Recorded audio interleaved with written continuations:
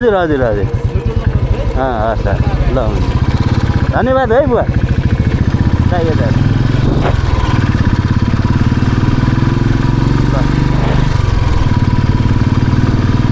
यस दाइ हामी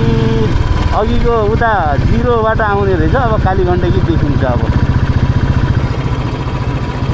कुन पोइन्टबाट देखिन्छ कि अहिले बिहान देखि त हाल्यो उताको पाटा यस यस 3:09 भयो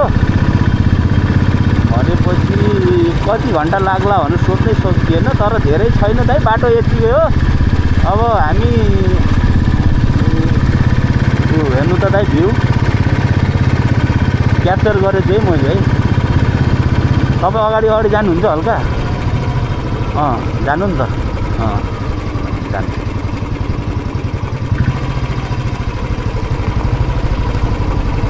गेगरेटो चाहिँ अलिक बिस्तारै स्लोमा हामी कालीगण्डकी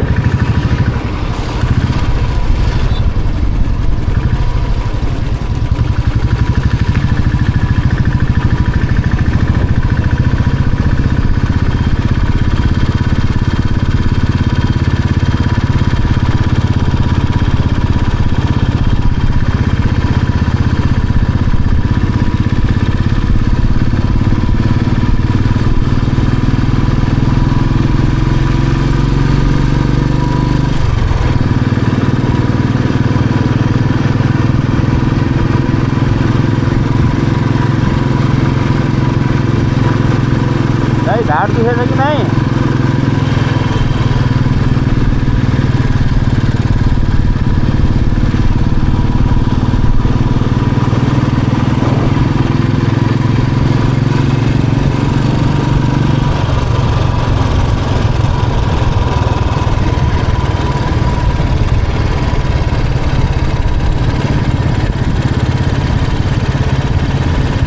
नर्मल मोडमा जाम है त है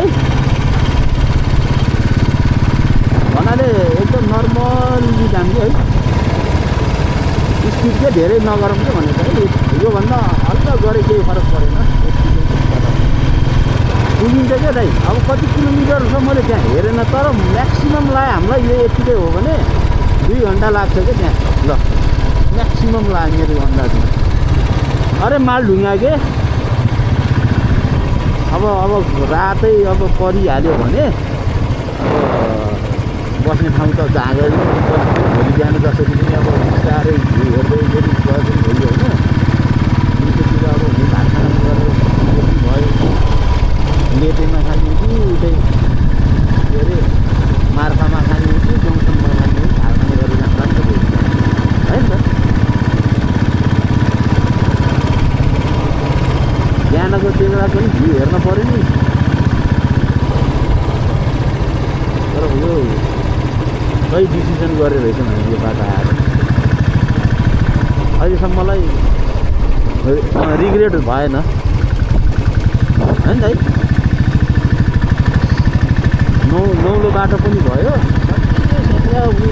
वालिङसम्म त्यो गएर फेरि यतै भन उता अर्को बाटो जानुपर्छ कि फेरि यो बाटो पक्रिँदैन क्या वालिङबाट गएको भए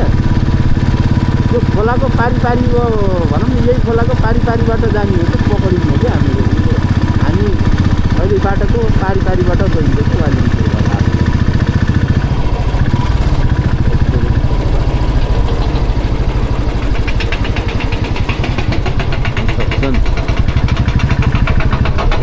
के भन्छ अब रोकायो भने रोकिदिनु होला रोकेको छैन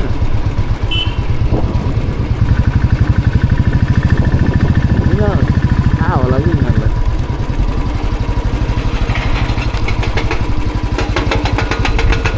भाइ के अरे मालढुङ्गा अब कति टाइम लाग्ला हामीलाई मालढुङ्गा के कति टाइम लाग्ला मालढुङ्गा पुग्न के कति टाइम लाग्ला भनेको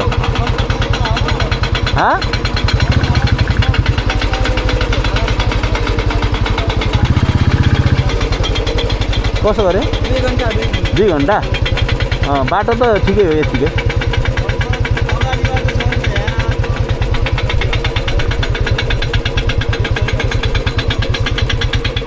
भन्नाले सबै बाटो यस्तै पिच छैन कहाँदेखि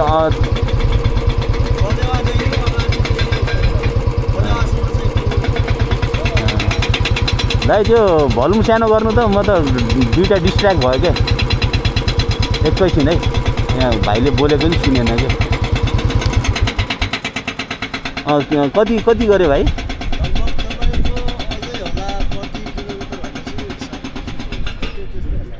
60 माथि छ के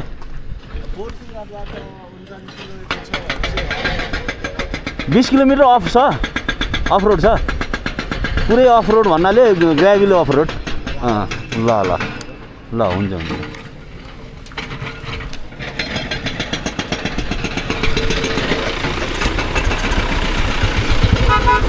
भाइ लागेको ल हिँड्नु आयो 15-20 किलोमिटर पिच नभएको बाटो छ अरे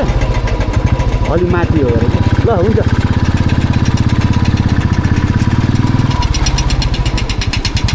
माथिबाट फेरि ढुङ्गा भद्रहरू त खसिरहेला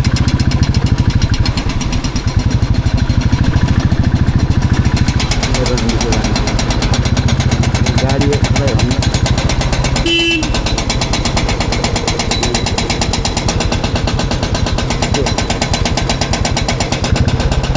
छँदै के गर्ने यसलाई काट्नु मिल्छ आयो कि अब आयो त के नि यो गाडीमा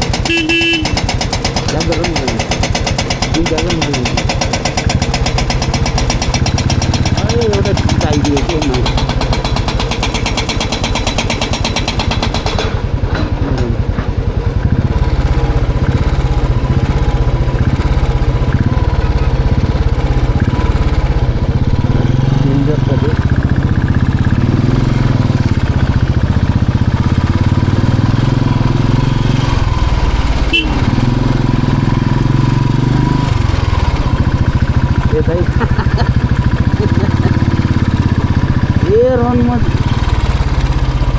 कस्तो चाहिँ फेरि म पनि कस्तो यसको पछि स्वाटै अगाडि बढ्थेँ त्यो ढुङ्गा त पछि पो न ब्याक गर्न नि भ्याइन्न कि जस्तो लाग्छ यार यो मुलालाई त ब्याक गर म अगाडि कट्छु भनेको गर्न लाग्थ्यो यता खोल्थ्यो कि बाटो फेरि